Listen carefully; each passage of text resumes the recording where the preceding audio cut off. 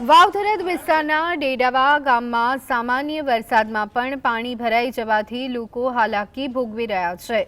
ઉપરવાસના વરસાદને કારણે 2015, 2017 તેમજ 2025 અને 26માં પણ આખું ગામ પાણીમાં ગરકાવ થયું।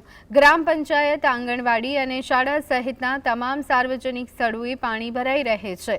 જાહેર રસ્તા ઉપર 4 મહિના સુધી પાણી જમા રહેવાને કારણે રોગચાળો ફાટી નીકળવાની ગંભીર ભીતિ સેવાઈ રહી છે।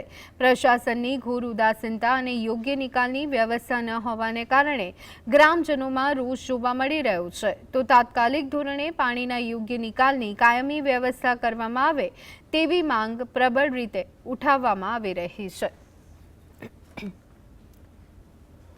15 વર્ષથી પાણી કાયમી વહાળો વર્ષો સુધી આવ્યો નથી, તો કાયમી ખાતે નિકાલ નીકળે એવી અમને તંત્ર આગળ રજૂઆત છે। અને આંગણવાડી અને પંચાયત, દૂધ ડેરી અને આરોગ્ય ખાતર બધાની અંદર પાણી ભરેલું પડ્યું છે। અને 12મા ધોરણવાળાને ભણવા જવાનો રસ્તો પણ બ્લોક છે।